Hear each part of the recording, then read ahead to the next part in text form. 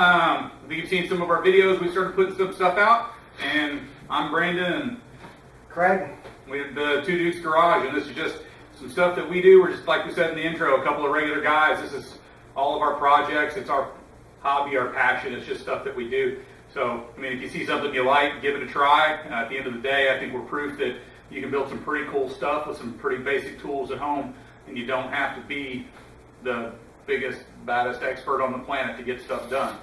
So I think everyone starts somewhere, I think is what it is. I think that looking at the way we started was, we've been friends for a long time, a lot of hobbies together, and all that. I mean, about 2.5 years ago was my real introduction to this.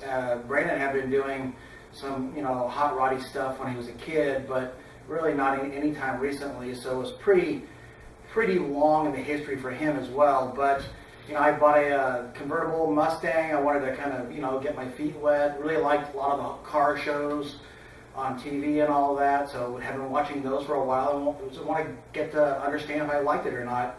So as it turns out, that quick little project, which was going to be just like, learn how to quickly and efficiently piece things together off of eBay and, just, making a nice little car, but whatever. Summit, Craigslist, wherever. Yeah. So as it turns out, we went and maybe went a little overboard. Just a little overboard. I mean, we're both prone to overboard. Overthinking, over-engineering, and just going a little bit crazy. It turned out from, let's just put a little V8 into the thing, to, new V8, new transmission, new wiring, new suspension, custom suspension, all disc brakes, electronics, everything. Yeah, electronic transmission controller with a modern transmission. Fuel injection. And once again, that's not a big deal to a lot of guys who do this that are mechanics. No, I mean, there's plenty of you guys out there that do this stuff all the time. You're like, oh yeah, put fuel injection But it's like on number one. It's like the first one ever. Yeah. So obviously it took a while, worked on it a long time. A year and a half. But I'll be honest, I mean, learned a lot of things what not to do, still learning a lot of things not to do still. But a lot of not to do's. Yeah. Many not to do's. Many not to do's. But as it turned out, I mean, the only thing original on that, as it turned out in the Mustang, was the battery tray.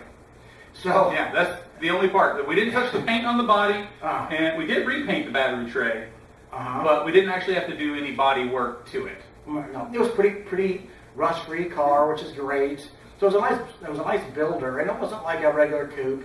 So I mean, we threw a lot of money at it for higher end parts, like a digital dash, and I mean, it's a resto mod now.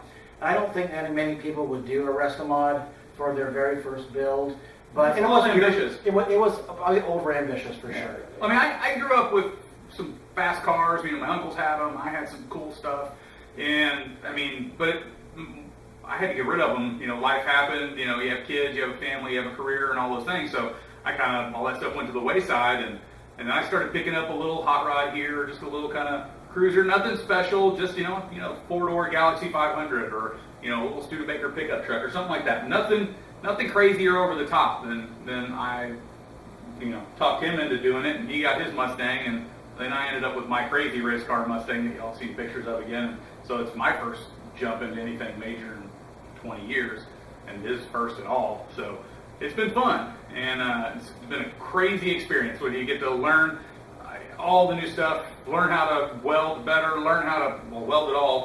By the way, as we said in the beginning, don't do as we say, or probably even as we do. I mean, we're flailing around. We are flailing around. I changed it. If you look at our first one, it says, just a couple of regular guys.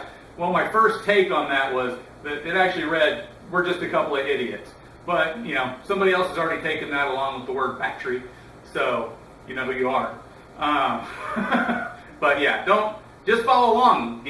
Think of us more as inspiration to learn how to do this stuff more than really teaching anybody. Inspiration. Yeah, you can be inspired by what not to do. Well, if they could do it, then anybody could. Yeah, really. We are the very low bar to cross. Or if they could try to do it, anybody could. Yeah, if they're even dumb enough to try it, then that's probably easy for anyone with even the modicum of mechanical talent or skill.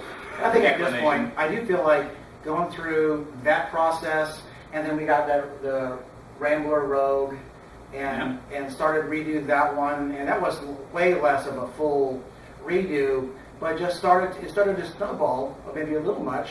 So in 2.5 years, again, not that long, doing quite a lot. I think between the van and the Impala and the Camaro motor, the Rambler motor the first time around, Built some there Ford motors was for 2 or 3 other motors that we built along. So we're on probably motor 10 or 11 in 2 years. And that's the first time I built one from the ground in 20 years. And even back then, I have an uncle who's a mechanic, and hey Vance, thanks for your help on the Mustang. But he did all the work. I just kind of was there. I was always the guy who had a really bad car growing up, so I had to learn how to fix stuff on the side of the road. So I had a lot of change this, fix that, move that around, just make it work knowledge. But going through and just tearing a motor all the way down, having a machine shop take it apart and build it back up like correctly, per specs, not just backyard, got to make it work because I've got to get to work on Monday kind of fixing it, but literally going through every nut and bolt and doing that kind of stuff, and then thinking about performance mods and learning all of the engineering that goes into building something that's not just going to explode the second you start it up, or it's going to do what you want it to do. It's been incredible. We want like at least 10 seconds. Yeah. Well, I mean, we've made it through break-in almost once now. We broke in, the Mustang motor and my motor and then a bunch of other stuff, and we've been having fun with it. But you'll see us, things are probably a little bit long right now because we're still learning. So we're going through all the craziness and just trying to catch everybody up on what's been our, hot rod world experience for the last couple of years. And we'll try and do some more exciting stuff. We've got wiring coming up. We've got auto body coming up. We've got painting. We've got engine swaps. We've got hydraulic clutch installs, transmission swaps, rear ends, brakes, all the things, because we're idiots and we have too many projects. Yeah. And if there's something you'd like to see, tell us about it in the comments below, and we'll probably still do exactly what we're doing anyways. But we'd like to know because, Well, we'd like to know. absolutely. And once again, this is just two guys, just learn, feeling their way along, Yeah. have enough knowledge now to mostly kind of know what to do and what not to do, but still haven't, achieved the amount of knowledge and experience that a lot of the folks on YouTube will have. So, I mean, hopefully we'll kind of fill that need, and we've if made it to nothing the else, point that it'll be good comedy. we figure out definitely comedy. And, this is us being nice. You'll see us arguing a lot, mostly me. So I'm definitely the argumentative one. He's the nice guy. But, I like to invent words occasionally. It happens. But anyways, it's been a good time so far, and thanks for all the people that have watched so far, and hopefully some more people find something to do. And, this is Two Dudes Garage. Thanks. Thanks.